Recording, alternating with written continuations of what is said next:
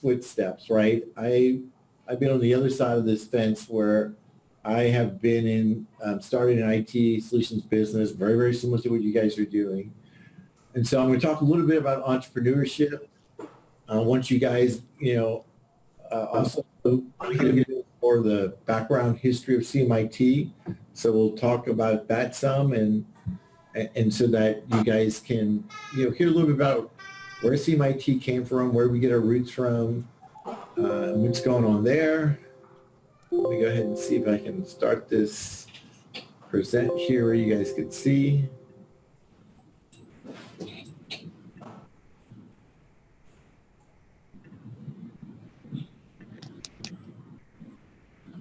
All right, 6.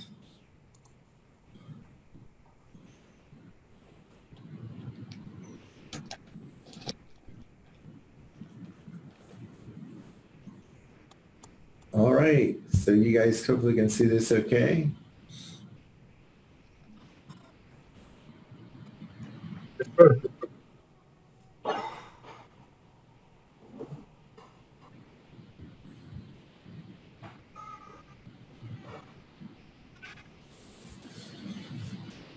Siddharth beta, I'm in a meeting beta. All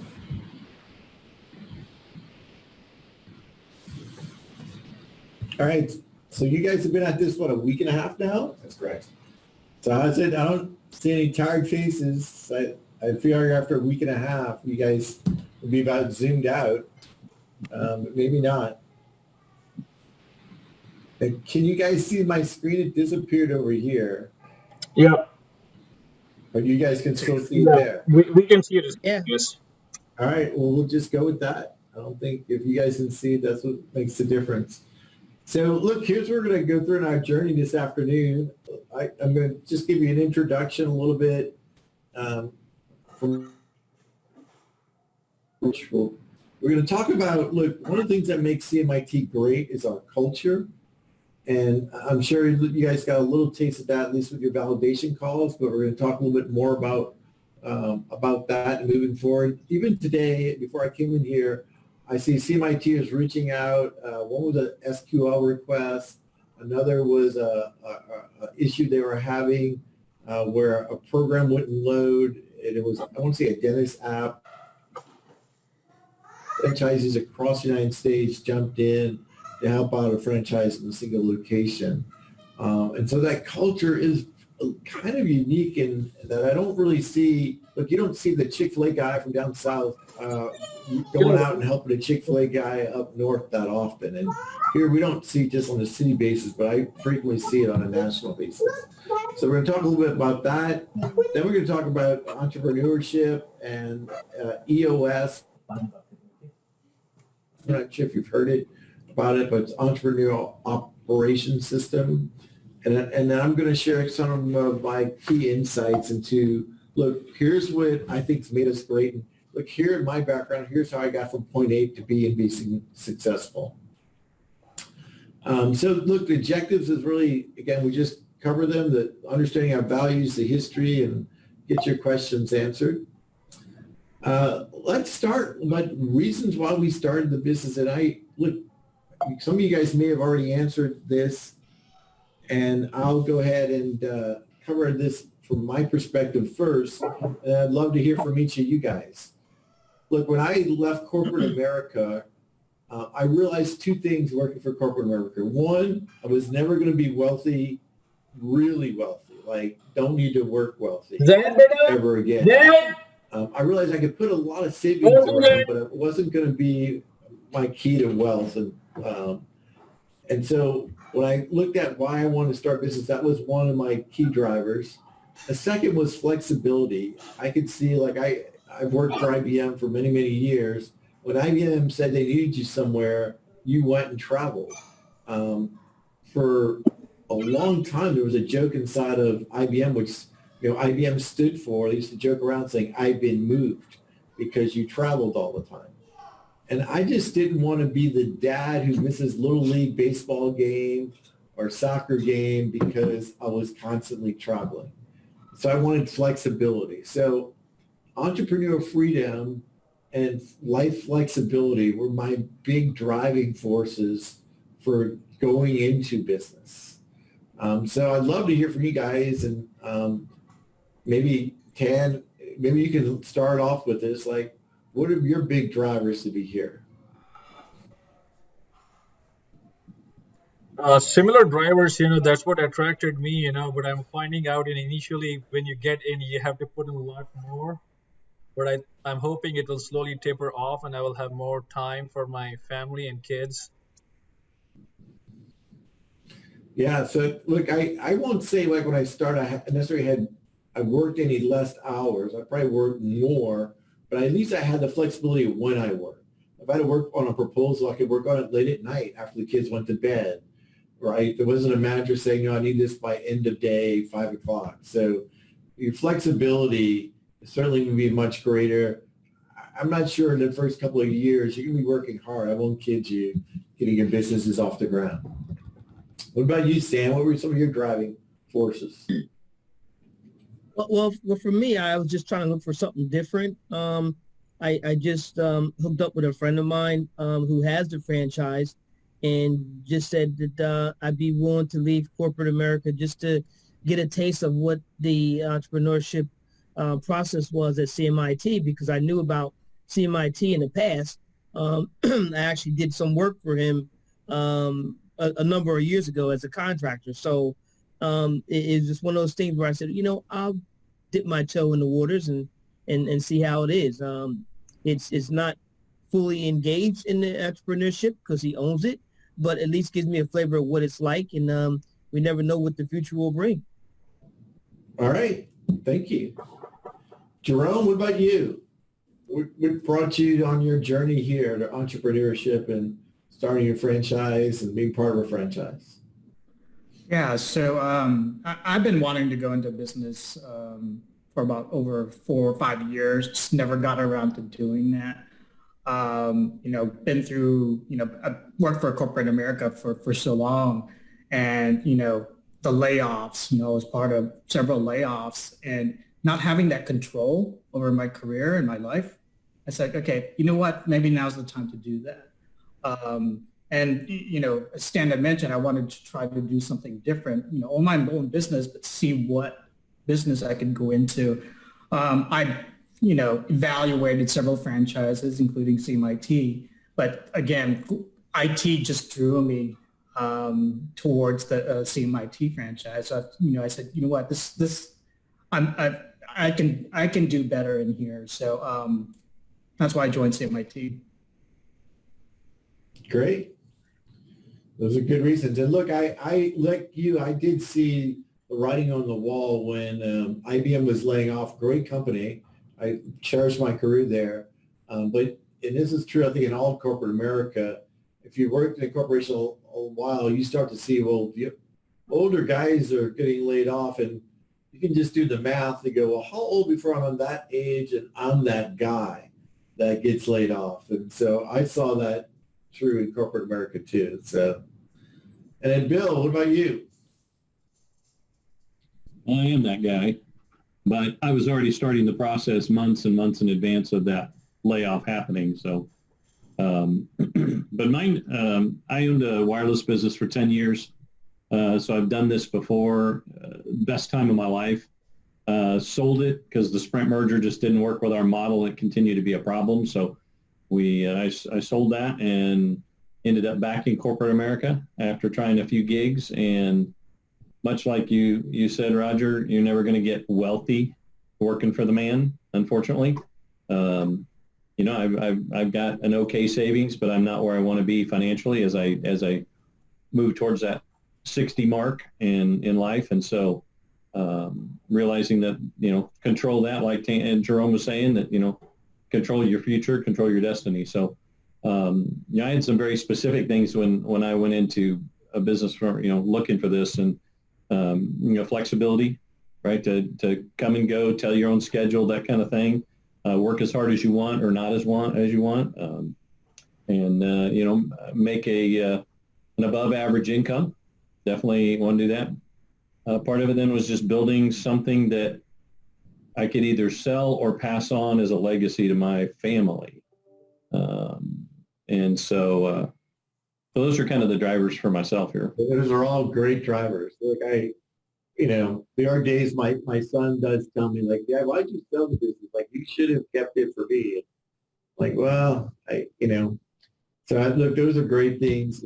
So those are all great reasons. Not that there's any wrong answer here, but No. but we all, I will tell you what inspired me to take this position, because I didn't need to take it, was really about hearing about all the different journeys. And Jeff, the prior CEO, would tell me a lot of histories and journeys, and that's the thing that motivates me the most to get up every day. Look, Bill, I'm glad you mentioned too the joy of running your own business. Like you're going to see me talk about this later on. Look, enjoy the journey. You want to have fun doing this. You're going to be doing it, for a long time now. I encourage you, wake up with an attitude, the glass is half full, enjoy it. And I will tell you, my career as an entrepreneur, I really enjoyed. And I had some really tough times. I'm not going to kid you. There were tough times. When I first left IBM, I was very naive. I didn't walk into a franchise where I had playbooks and roadmap and to success. I learned everything the hard way, and that took quite some time to get past those challenges. Our mission as CMIT is, look, we are a technology provider who provides managed IT services. So we try to provide innovative technology solutions, and we want to be your managed IT provider. And again, that's at a 10,000-foot level. What I like to tell people is, and especially when I talk to businesses, I was just talking to one today out in Colorado Springs, was, look, our passion is really to help you thrive. And what we do is all about allowing you to focus on your business, and we focus on your IT. And we're here to help you achieve your goals, right, by understanding what your goals are, by getting IT, off the table for you, right? And by that, like I'll give examples. Before dentist office, there's a local restaurant chain in town, and I find that all of these small businesses and medium businesses, they have their aspirations and dreams. And at the end of the day, it's our job to make sure we position them from a technology point of view to succeed and to help them achieve their dreams, right? So we help them achieve their dreams so that, by removing IT so they can focus on their business. And then here, this is Dan Riley, who's out of Colorado Springs. As I mentioned earlier, that this guy, he feels his mission is to help businesses thrive. And that's exactly how I look at it. Look, we're here to help businesses thrive. And that means, look, when you go approach a business, your first thing shouldn't be, hey, can I be an IT provider? Can I have an opportunity to bid on your IT? Get to know the businesses, right? You'll talk to. You're building relationships, right? You want to understand, again, where they're headed with their businesses. All of those are conversations you want to have before you start to lead into, hey, can I bid on your IT or do an assessment for you? As we talk about CMIT history, who knows where CMIT began? Anybody? Anyone of you guys know where our history is from? CMIT at one time stood for Computer Moms. Computer Moms IT. This was back in the late 90s. A lady by the name of Georgia Brown, who's started Computer Moms, and her vision was to compete with like a Geek Squad, but it was a B2C company, not a B2B company. But so a little trivia there, the CM now stands for, computer monitoring or computer management, but it used to stand for Computer Moms. Sometime, and again, was back in the incubator days in Austin, when right around the 2002 to 2007 range is when they made the transformation from a B2C type of company to a B2B company. And by 2007, look, they were already selling franchise. And that big swap happened, look, in the late 90s when they started focusing on consumers. They realized, look, that was very time consuming, required a lot of resources. And frequently, the sales were just as painful as selling to a business, but the revenue wasn't as much, and typical average sale was substantially less. Joe, So they made that you pivot know there? to the SMB market. It was around 2002. And by 2007, they're well into selling franchises. They're focused on proactive IT, help desk, and backup and recovery. Roger, I apologize for the interruption. I don't believe that you should do stuff on the title stuff. Oh, and do you guys see these slides or no? Just the first slide. Just the Oh. first one. And your screen was frozen, so you and Chris were frozen in the room. Oh, okay. Like right now, it's frozen. Yeah. We thought you guys did pretty good with the voice movement, but your body didn't move. So that was pretty good. Here, let's see if we can get this back going here. Yeah, sorry we didn't call that out. I thought you were just like, it was interesting conversation, so I didn't realize. Yeah, why don't you go ahead and display if you can?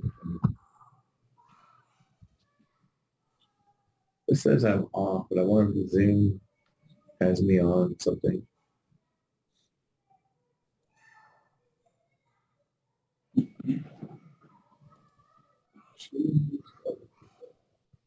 Sorry, early. Yeah.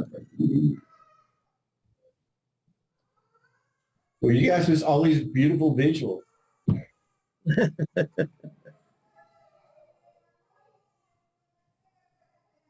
You probably see my wife and daughter. Do you guys see the screen now? You have me? No, still. It's still the first. I don't know. I think just the first slide. I'm not sharing anything. But it looks like, what's this doing here? But the top of You're your still- still change the view options to Chris's screen, and I am seeing a different slide now. But You are?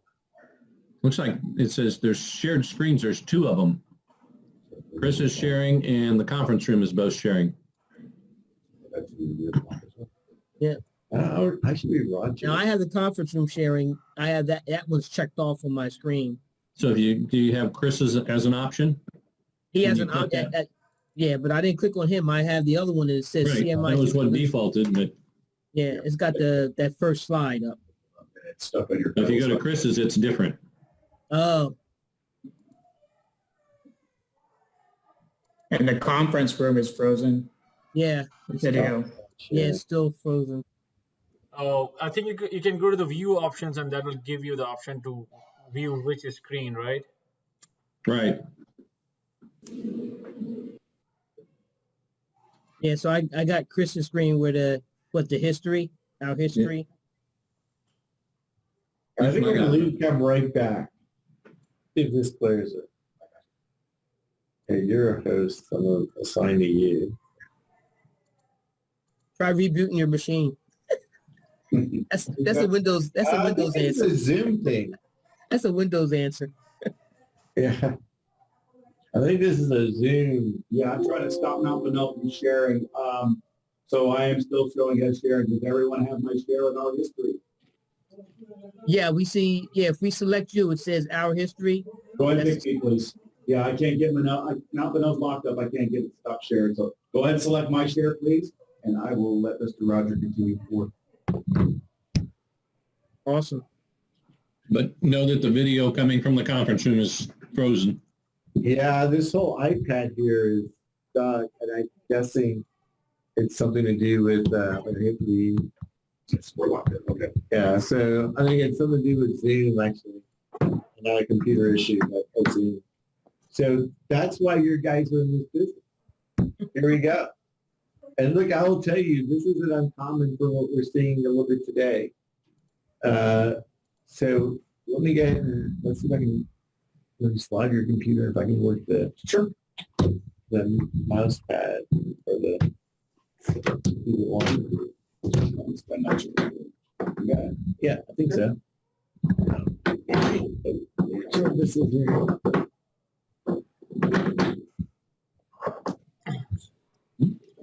Now we can see you.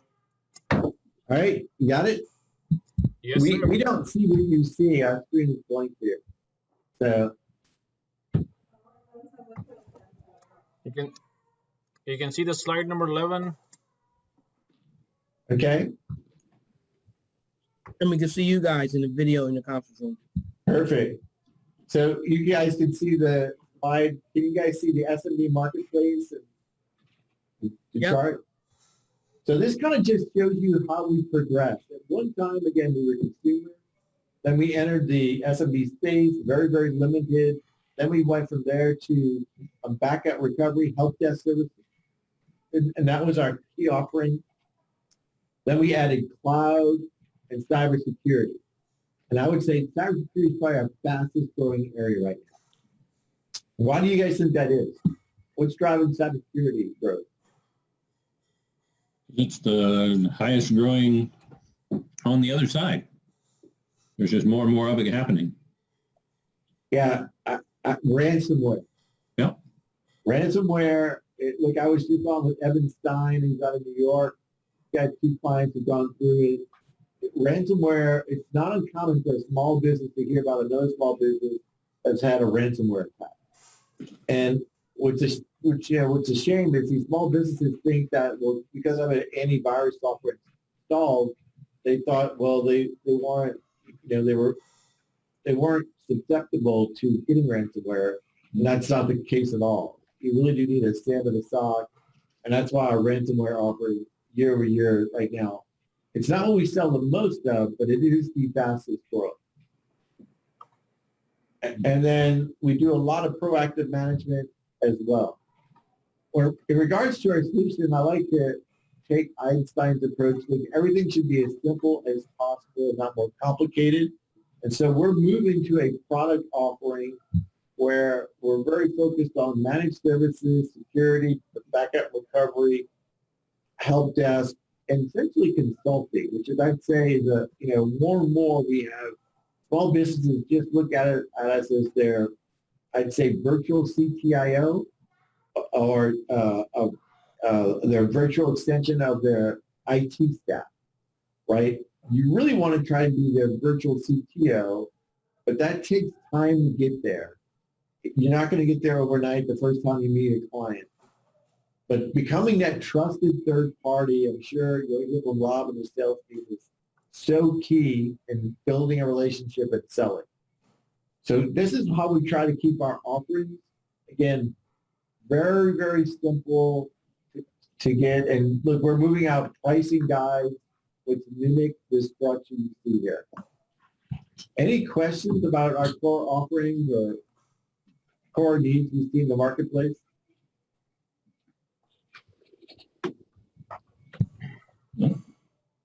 When we monitor things, when you hear about that managed IT, I get often asked, well, what do you monitor? Well, a lot of people go, well, computers. But it's not just computers, right? It's not just servers. We can manage now your smartphone devices, right? Internet of Things devices a lot of times, smart switches. All of these are things, the firewall is key, are all things we're monitoring and tracking. They're all part of that infrastructure and security. So again, it's not just the computer systems we're providing support for. A lot of times it's the entire infrastructure of the office. And again, with the IoT devices, offices are becoming more and more sophisticated. You see more and more AI devices, more and more complexity. But that's good for us because every time there's a new offering like this or a new device that comes about, that is something that usually folds into our system that we manage and maintenance and upgrade and take care of. 10 years ago, there was no smartphone, right? No one worried about managing these devices or what was on them. Now, employers are worried about this all the time. Like, okay, when I let go of an employee, I want to make sure all that confidential information is removed from this device. The same thing we're seeing with the IoT devices and managed switches.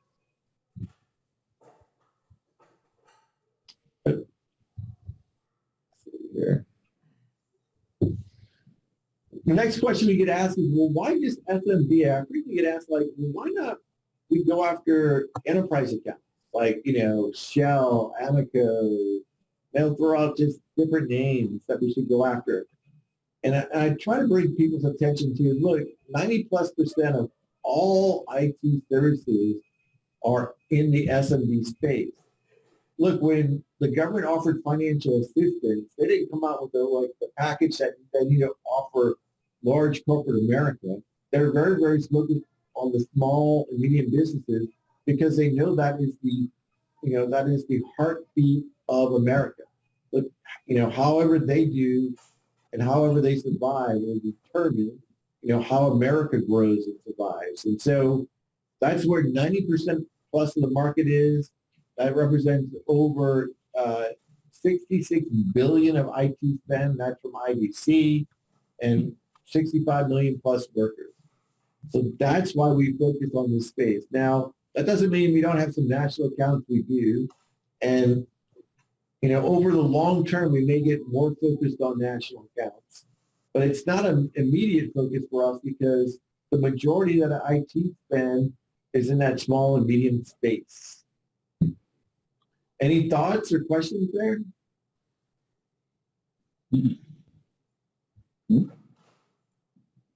I like to tell people, I think the FPD says 5 to 99, but look, really 5 to 500 is our sweet spot. With an average sale, I'd say in that 50 to 75 range. But we do have sales as low as 3 endpoints, right? Some customers are really small, and they, just a handful of people in the office. And then we have, Jason Arabian, who has 500 plus. But in general, I'll tell people, look, 5 to 500, if it beeps or blinks, chances are we can manage that device. This survey was taken by SMB magazine. It was pre-COVID, but it got to tell you about how much money companies were spending and increasing on IT. And roughly 50% of all small businesses were moving up their IT spend year over year. That's pretty substantial. And then you can see the dollar amounts from anything from $25,000 to $1 million plus was the amount of money they were looking to spend. Interesting enough, post-COVID or into COVID, we still grew year over year. So our year over year revenues for managed services are up every month so far through July. And as you guys become part of Town Hall, we have our first one Friday. I'm not sure if you guys will be part of it. If not, They'll be watching the recorded version of it. We got to wrap that up on Friday. okay. So you guys will see a recorded version. We post our numbers every month. And up until, through July's Town Hall, we've been up. I want to say in July, we're up 10% year over year. So that tells me, look, I wouldn't say we're recession-proof. That's too strong of a word to use. We're certainly recession resilient, right? Because IT tends to be one of the last things a business will let go of. They realize it's being used to run their business. It did create some opportunities. We talked to Larry and Jeremy Teresa up in Chicago. They'll tell you about all these BDIs and all this new work they got when people move from a in-work environment to a hybrid environment. So the increase may not be as much as we thought it would be, but we are still seeing about a 10% growth in the system. And again, we report that every town hall. Here are the areas they were surveyed that were most important to them. Security, and I mentioned cybersecurity is a year-over-year fastest growing product. Ransomware is driving a lot of that, viruses. Look, nowadays, almost nothing's off limit. But why do you guys think they're going after more and more small businesses, all these attackers from Russia and China? What's the motivation? They're easy targets. Mm-hmm. Exactly. They're really easy targets. Yeah, they're vulnerable. Yeah. Very vulnerable. Look, nowadays, Home Depot was hacked at one time, I want to say 10 years ago. They're spending hundreds of millions of dollars on security. Target, all these guys who may have been hacked in the past, all your enterprise customers are spending not just tens of millions, but hundreds of millions of dollars on infrastructure and security. They're much harder to hack nowadays, right? And usually requires like a government entity sponsor to get hacked. Small businesses still don't understand security. You know, a lot of them think if they have an antivirus installed that they're safe. But they don't really understand ransomware and how it operates. They don't understand things like firewalls and the importance of them. So a lot of our job is educating these guys and making them aware. But they all now are very aware that ransomware exists and it's out there. And it's not uncommon when you talk to a small business that they'll know someone in their circle who's been hit by ransomware. So that's number one. Using data is number two, and a big reason for using data is nowadays any small business owner, and you guys will fit in this circle soon, they have so much data and they're trying to figure out how do I use this data to help grow my business or make my business more efficient, either make money or save money. And a lot of the on top of the CRM systems or accounting systems, again, there's an influx of data, but there's not a lot of really good ROI or analytics around about how to use data. And you'll, trust me, small business you work with will approach you about integration, which you see up here also is how do I get these two different applications integrated? How do I get some better reporting, more actionable data? Remember, your job as the IT guy and IT support company supporting them is helping their business grow. So it's not uncommon for these guys. They're going to turn to you for advice about, okay, how can I get better reporting? How can I get these two systems talking to each other? Because they're looking for that information of key metrics that will grow their business. So these are the areas, and again, this is all from, I believe this is all from SMB Magazine. We just talked about ransomware, 79% are in SMB space. And now let's talk a little bit about culture. I work with when I was with IBM, I worked with a lot of businesses, Shell, Amoco, I was with NASA, I signed out for a while, and I could probably go down a list of probably about 20 different enterprise companies I work with, have experience with, and they all had their own unique culture. But I've never really seen a culture like CMIT's where the businesses are all in for each other. You guys will start off with a coach, but eventually go to a mastermind group. I'm part of the pace setters. And look, I've never seen a group so focused on how do I help each other grow to the point that they share their financials. They open their books up about how they're spending and budgeting money. They open up their best practices and they'll share different ways they're attacking things. Again, you'll see on the forums when anyone has a problem or a challenge they can't solve. I saw one, Mario here in Austin is looking for a website developer, and the amount of collaboration that goes on in the system throughout the system is simply amazing. And a lot of this stuff falls out of the managed services realm. I saw people asking questions for dental applications. And, we have our techs that join in. So the techs will join in, the owners will join in. And this is all part of this culture that you'll feel as almost part of the family once you start and launch and start to participate.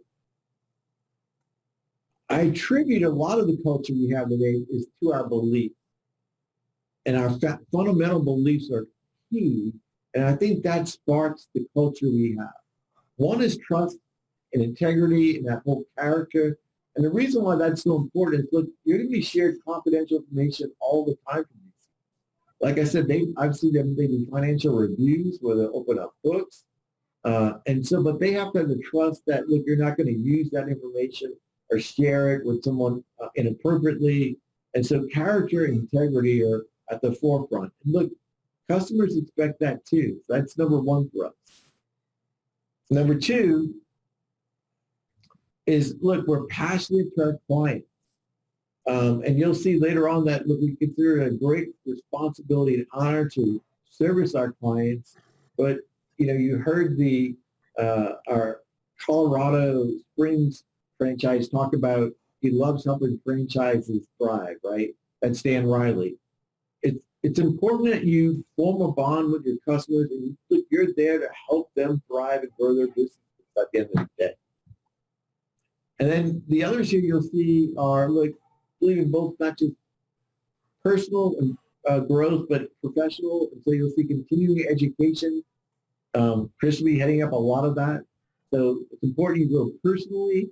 It's important you grow professionally. Look, education doesn't stop with the launch of your franchise.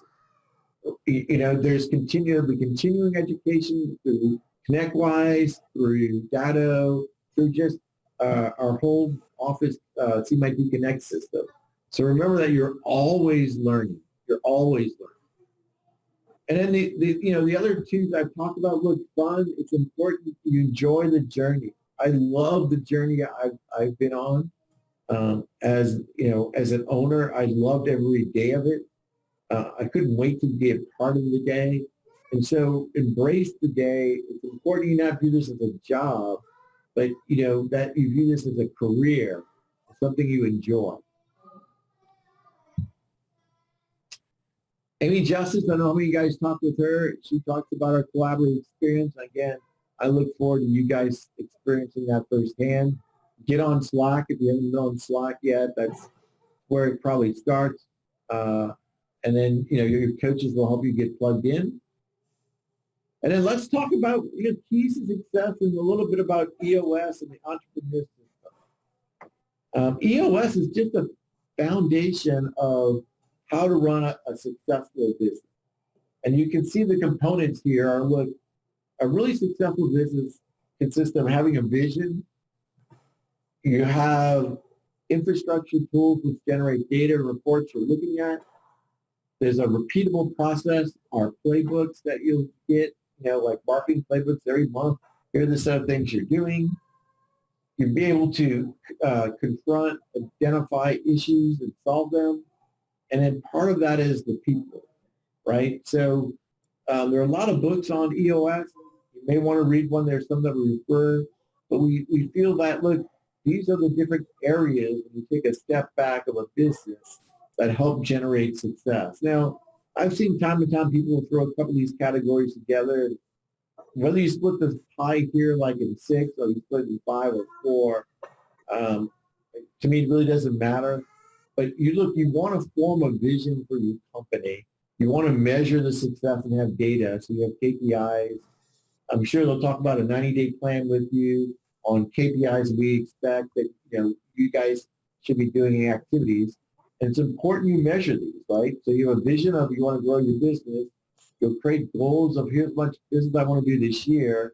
And look, there'll be metrics that you have to make these many calls or do this much marketing to get the activity necessary to achieve that goal.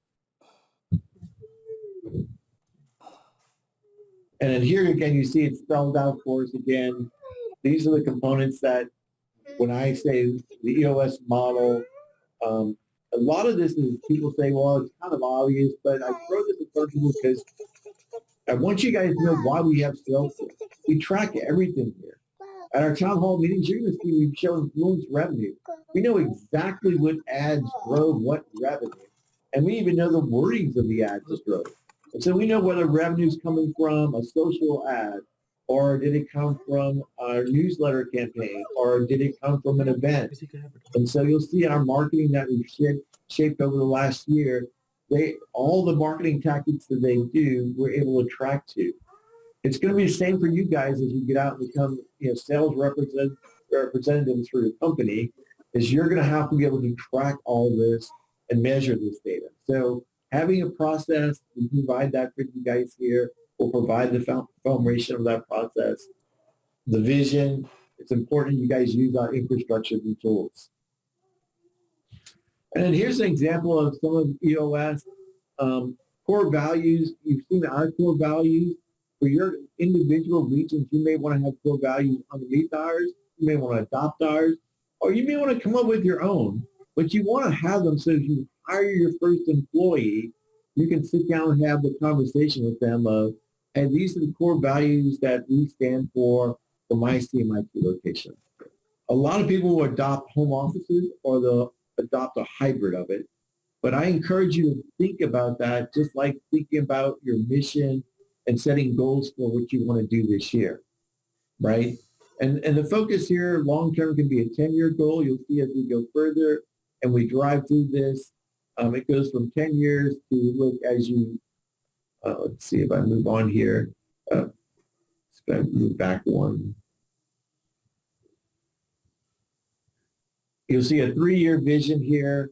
Again, all of these visions, I encourage you to think about how much dollars do you want to generate. People sometimes get caught up on the EBITDA, and I tell people don't worry about that. Worry about the measurements you want to do and what are the steps from sales and marketing you can do to get there. Why do you think I tell people don't worry about EBITDA as much? I'm not as focused on it. And I've run 2 successful small businesses.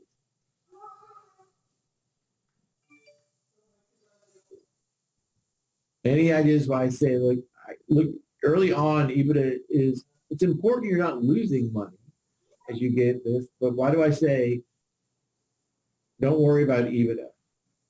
Because a small business owner, it's way more important that you grow. Like we talk about the value of your franchises, the value of your own companies. Trust me, growth and revenue is way more important than the money you're making every year. And the reason why I say that, if you get fixated and say, I want to make 25% EBITDA every year, right? You're going to run your books to ensure you're making 25%, but you may be hurting your growth. I don't know how many of you guys talked to Ian Miller. He's about to become $1 million club. He just crossed over $1 million. And day one, we told him, here's how much the minimum spend you have to spend on marketing. He said, I'm going to spend 3 times that. 3 times the minimum, because I want to really grow my business, right? So he started day one, his mindset is, how fast can I grow?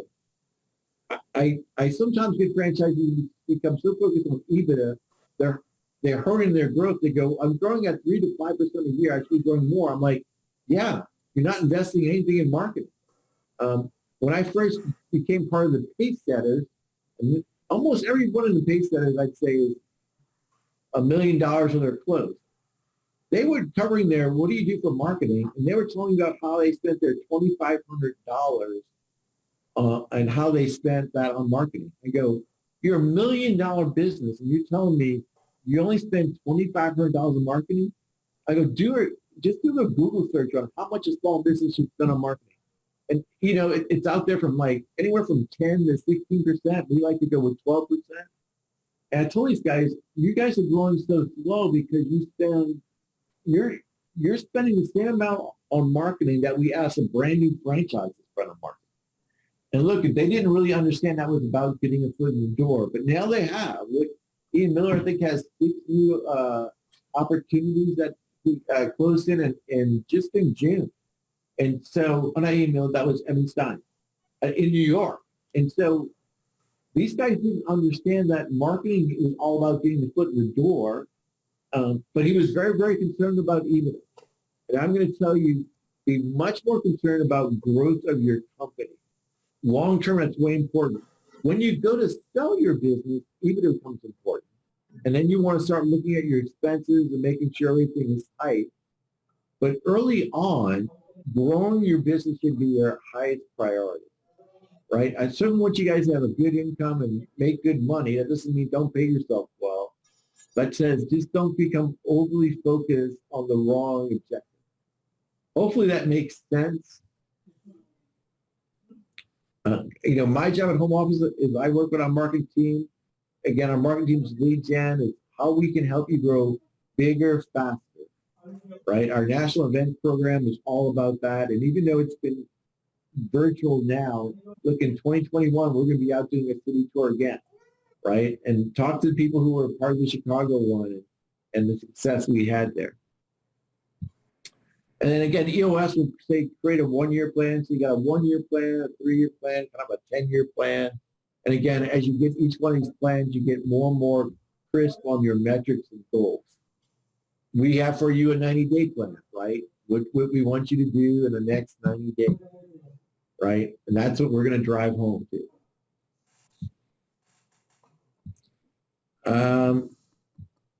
Keys to success. Look, you guys are in the training phase right here. You're soon going to be in the launch phase, and you're going to be going through kind of this opportunity and growth phase that kind of does a circle where you're learning, you're doing some training, you're doing marketing, some sales, you're closing on deals, and then growing stage. What I tell people, and you've heard me say this on my CEO calls, is a couple of things that I found were really important in my success of my business. The first was, and I tell this story often, is look, be comfortable being uncomfortable. I can't emphasize that enough. All of you here have great experience in some area, but maybe not great experience across sales, marketing, service delivery, and product. And that's not what's important, that you don't have the experience today. We're going to certainly train and provide playbooks for you, but it's that you embrace it, right? Like maybe you've never done marketing before. I know when I left IBM, I used to make fun of my marketing people. I never understood what marketing did, because I could just call someone as a salesperson and the IBM brand would always get me in the door. I could get a half hour. It wasn't until I no longer worked for IBM that I realized, oh my gosh, marketing is so key to getting in the door and getting that first appointment. I had to become comfortable doing marketing and learning about marketing and embracing it. And I even went to school at night, night courses on marketing. And so I had to become comfortable being uncomfortable, right? Never did marketing before. I just had to jump in and embrace it. I'm going to tell you that each of you have your strengths, and there are going to be areas of the business that you may not be comfortable doing today, but if you embraced it, you accept it, you just go into it with a great attitude, you're halfway there if you just do that. Second piece of advice I'm going to give is focus on what is important when it's important.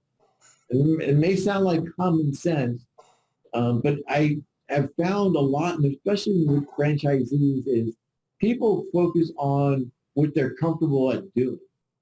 Like some of our techies who are very, very tech-oriented and became part of a franchise, they love playing with they're on their keyboard, playing with all the technology, and they love it.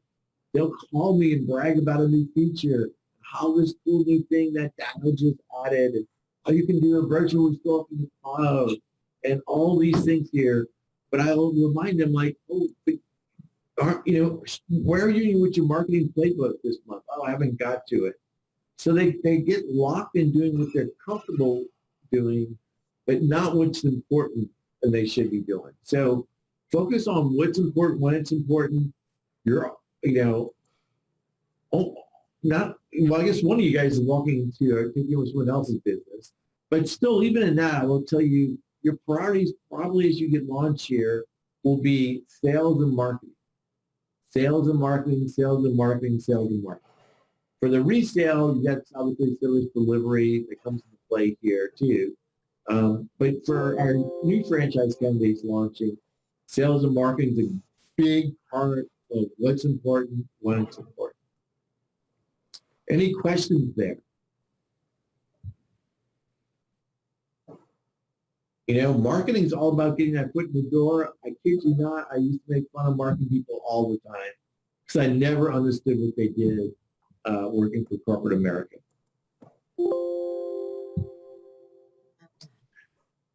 Has Tara covered the playbook with these guys? Yes. So you guys all seen the playbook.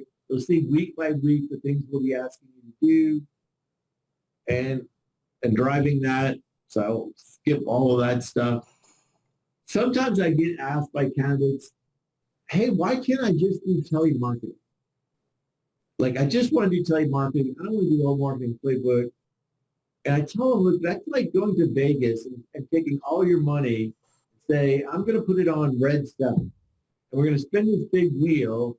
And if red 7 comes up, woohoo, I'm going to be wealthy. But the odds are against that red 7 is going to come up, right? And so marketing is a lot of the same way. If there was just one silver bullet that worked that you could just do this one thing, you would instantly be growing your business at 20%. Look, we would be preaching and telling you all about that. But marketing is a set of campaigns and tactics. It's important that you have a balanced portfolio. Terry has a marketing wheel called the Marketing Success Wheel that I help form. That, look, it's important you get involved in all of these things.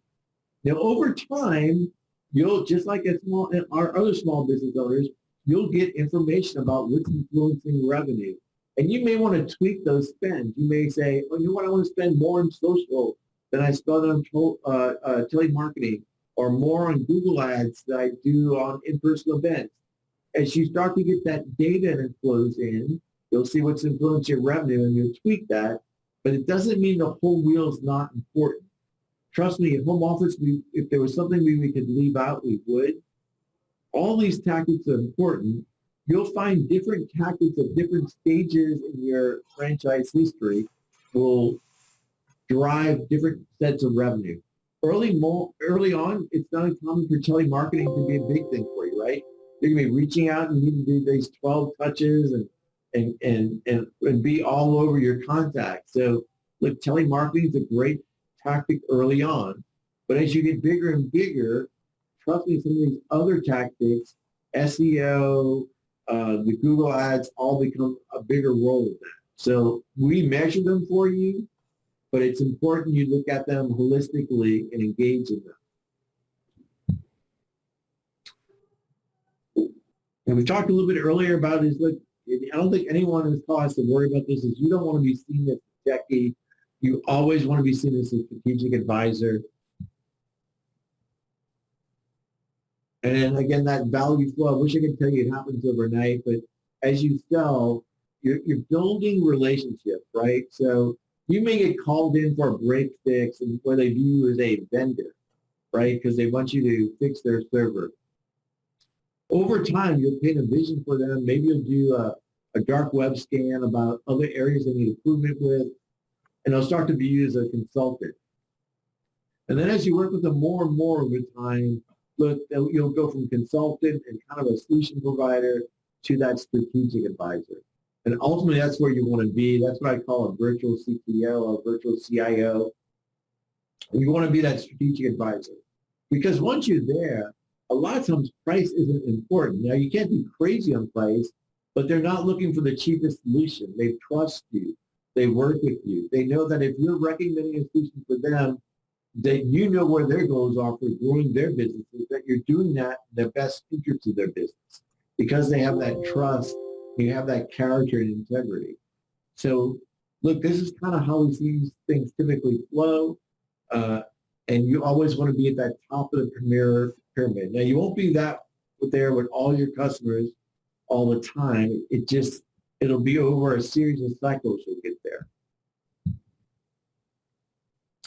And that's all I had on my side. I'll open it up to questions and that you guys have. And I know you guys have been at this a long day, a long couple of weeks.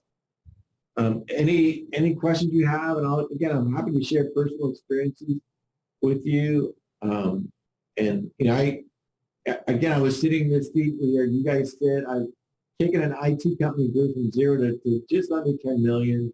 And then the last company, which was more of a SaaS-based, which was services and software, that went from 0 to 55 million. So I know the seat you're in when you're starting it from ground zero and what's that's like.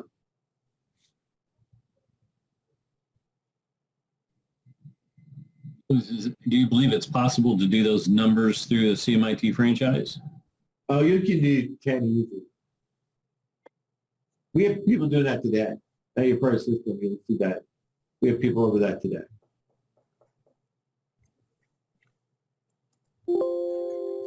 So, again, a large part of that has to do, though, with your focus on the growth of your business and doing the activities which grow.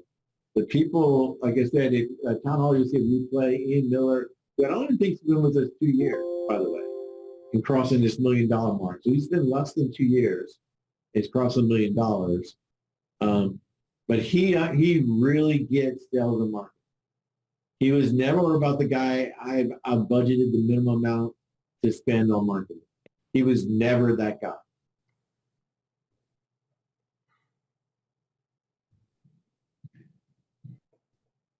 Is there thoughts about a guy like Ian doing a mentorship or something like that? That's kind of what the mastermind groups are. If he's getting involved in one, look, I think at part of town hall, he'll talk a little about his journey and his experience. But once you become like the first 2 years, we really feel coaching is the most important because really you need a coach to help you. And like when you need in sales and stuff like that, and the coach also holds you accountable, right? Is like, we're going to put together these set of things. They help hold accountability. Somewhere around 2 years, we see that you become, you have enough momentum where we put you involved with the mastermind groups. And that's a sort of franchisees that, as they come that mature, we get them together. And that's where a lot of, I call mentoring, sharing of best practices, a look under the hood happens. And even between mastermind groups, that happens. So early on, I'd say lean on your coach there. You're certainly willing to reach out to Steve Gray's, another one who's dimming up there, to talk to those guys that look, these guys are willing to talk. They care about other franchises being successful. They're certainly happy to share their journeys. Each area of the country is a little different right now because it is unique with the pandemic.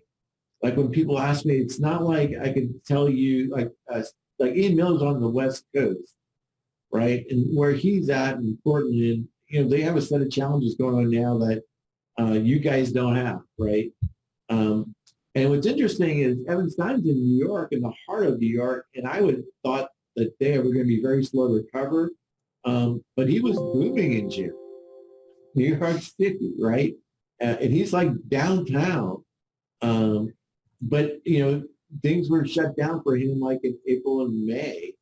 And I didn't even argue that latter part of March, but they were, they were quick to rebound. So I do think, depending on where you're at, in terms of a little bit about the growth, your business and your opportunities, I do think we have like at most 6 more months of this. Everything I'm reading saying is they're actually producing vaccines now simultaneously with the trials.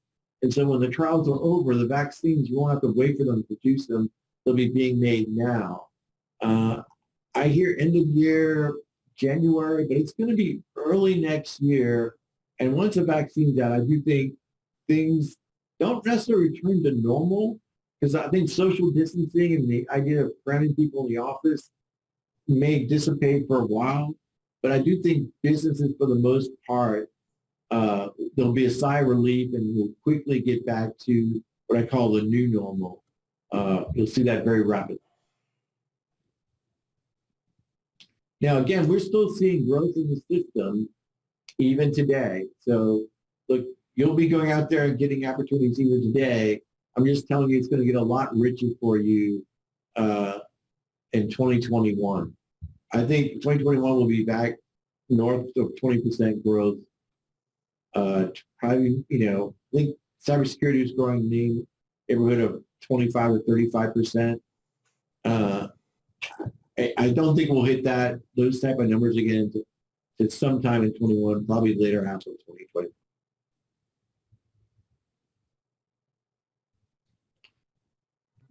That one of the businesses I opened was right after 9/11. So look, I've also was open in the middle of a crisis. And that was a business that grew to 10 million. So look, know that you can do this. Again, though it's not going to be walking the door traffic, your phone's not going to be ringing up the hook. This is a time where you need to go out and really execute on the marketing playbook.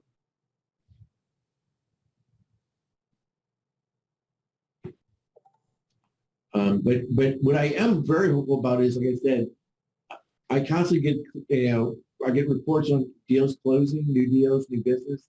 And I see quite a few every week. As the CEO, people reach out to me. Even today, a lead reached out to me. It was in, again, Colorado, and I hooked up our representative out there. and this is a net new customer looking for IT support. It'll start off probably as a break fix with managing a few machines, but I have no doubt that we'll get in there and probably take over the full infrastructure. And a really good sized company. Other questions? So Roger, this is Stan. Yes. Hey, so for the new clients we sign up, what kind of direction you want us to go? In regards to how do you sell them? What do you mean by what type of direction? In regards to changing landscape or kind of saying, hey, you need to have these things in place, or because things are changing, right? What people used to buy or used to may not work today. Yeah, the only areas I'd say we're seeing more purchases in is cloud solutions. By that virtual desktops, people working at home. Some of our larger clients didn't want their home network polluting their office network. So we're partnering with a company called Cloud Jumper for that, who's actually now owned by NetApp, if you're familiar with NetApp. And so we're seeing more cloud file storage. We team and partner with Ignite. We offer the Microsoft solution. So less file servers physically on site, more in the cloud. So we're seeing more of that. But we still are seeing RMM growth, cybersecurity growth, right around the 10 percentile. And so we're seeing healthy growth, not the 20 percentile. I'd like to see that. But we're seeing, 10% year over year on a year where there's a pandemic. And a lot of other businesses I talk to are down. Some of them down, like restaurant industry, down 70%. I'm very happy that where we are is where we are. So I'm not sure, again, as you sell this, first of all, you're listening to what their needs are, right? So, and what their goals are as a company. And some of it will be to bid on their IT infrastructure. Sometimes it'll be like, I need you to come in and address a problem. And again, once they give you an in the door, you want to use a wedge to get all their IT business. It's typically the strategy we use.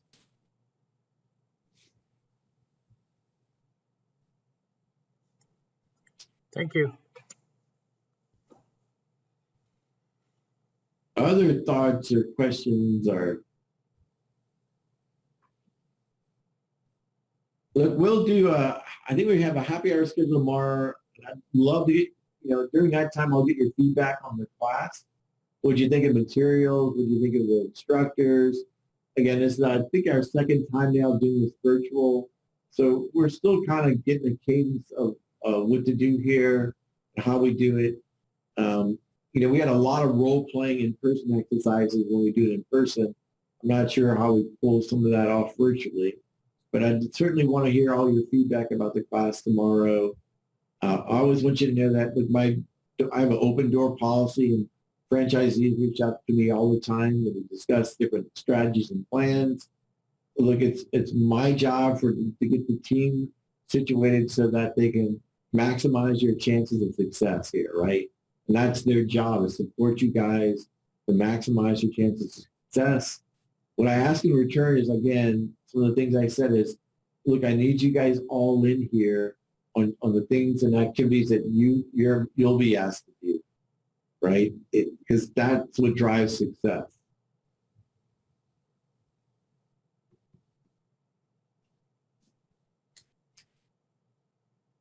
All right, if there are no other questions, I'll let you guys go. My drink of choice tomorrow will be vodka. So it'll probably be like vodka 7 or soda water or something like that.